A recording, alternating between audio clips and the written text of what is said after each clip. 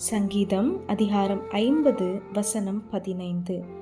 ஆபத்து காலத்தில் என்னை நோக்கி கூப்பிடு, நான் உன்னை விடுவிப்பேன், நீ என்னை மகிமைப்படுத்துவாய். நம்ம வாழ்க்கையில ஒரு ஆபத்தான ஒரு சூழ்நிலை வருது.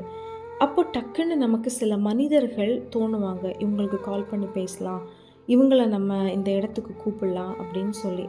அது தப்பு கிடையாது.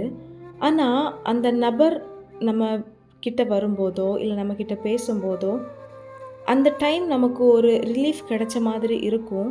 பட் முழுசாக அதிலிருந்து ஒரு டிரான்ஸ்ஃபர்மேஷன், ஒரு விடுதலை வருமா அப்படின்னா அது ஒரு கேள்விக்குறி தான். ஆனால் கர்த்தர் இன்னைக்கு நமக்கு வாக்கு கொடுக்குறாங்க, ஆபத்து காலத்தில் என்னை நோக்கி கூப்பிடு, நான் உன்னை விடுவிப்பேன், நீ என்னை மகிமைப்படுத்துவாய். அதே ஆபத்தான சிச்சுவேஷனில் மனிதர்களுக்கு கூப்பிடுறதற்கும் முன்பாக, மனிதர்கள் நம்மளுடைய எண்ணங்களுக்கு வருவதற்கு முன்பாக ஏசப்பாவை கூப்பிடணும். ஏசப்பா நம்மளுடைய எண்ணங்களுக்குள்ளே வரணும். அந்த அளவுக்கு நம்ம ஏசப்பா கூட க்ளோஸாக இருக்கணும். இதுதான் நம்ம கற்றுக்க வேண்டிய ஒன்று. இன்னைக்கு கர்த்தர் நம்ம அப்படியாக மாறணும்னு ஆசைப்படுறாங்க. ஸோ இவ்வளோ நாள் நமக்கு ஒரு ஆபத்து வரும்போது சில மனிதர்களுக்கு கால் பண்ணி பேசியிருக்கலாம், இல்லை இந்த இடத்துல உடனே வாங்க அப்படின்னு சொல்லி சில மனிதர்களுடைய எண்ணங்கள் உங்களுக்கு வந்திருக்கலாம். நீங்கள் அப்படி செஞ்சுருக்கலாம், உங்கள் வாழ்க்கையில் சிலவைகள் அப்படி நடந்திருக்கலாம்.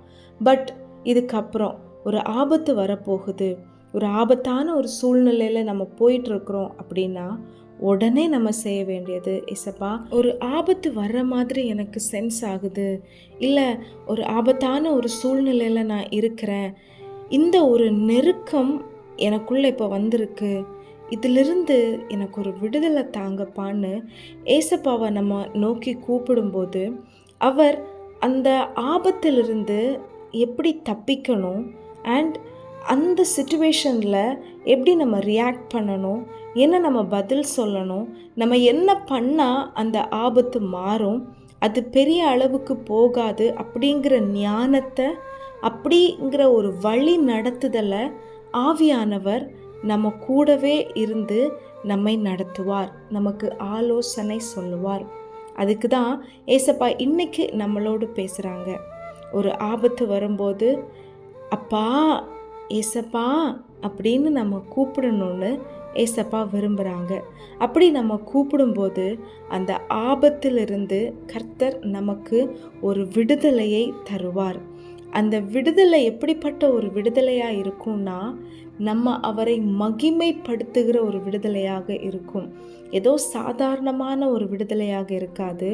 ஏசப்பா இப்படிப்பட்ட ஒரு கடினமான ஒரு பாதையில் எனக்கு இப்படிப்பட்ட ஒரு லகுவான ஒரு வழியை நீங்கள் திறந்து தந்தீங்களே, என்ன செய்ய போகிறேன்னு திகைத்து இருந்தேன், ஆனால் இப்படி ஒரு வழியை எனக்கு ஓப்பன் பண்ணி தந்தீங்களே அப்பா, உங்களுக்கு நன்றி அப்படின்னு நம்ம இருதயத்திலிருந்து ஒரு நன்றி வருகிற அந்த மகிமை, அவருக்கான அந்த மகிமையை நம்ம செலுத்தக்கூடிய அப்படிப்பட்ட ஒரு காரியம் நம்ம வாழ்க்கையில் நடக்கும்.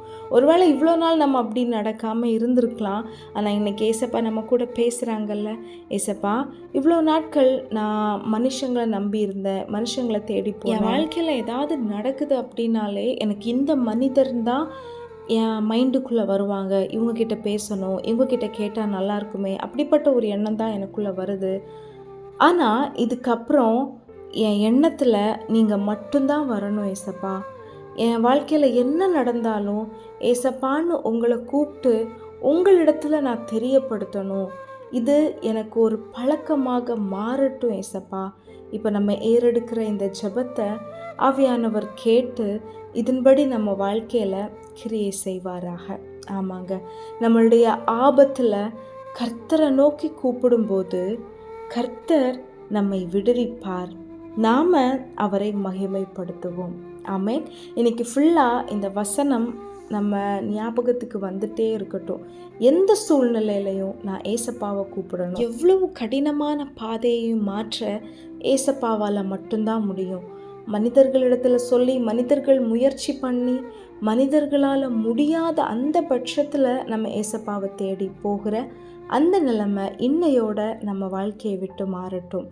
எப்போவும் என்னைக்கும் எவ்வளோ பெரிய ஆபத்தோ இல்லை எவ்வளோ சின்ன சின்ன ஒரு காரியமோ எதுவாக இருந்தாலும் ஏசப்பாவை நோக்கி கூப்பிட போகிறோம். கர்த்தர் விடுதலையை தரப்போகிறார். நாம் அவரை மகிமைப்படுத்த போகிறோம். Amen. Have a wonderful day. God bless you.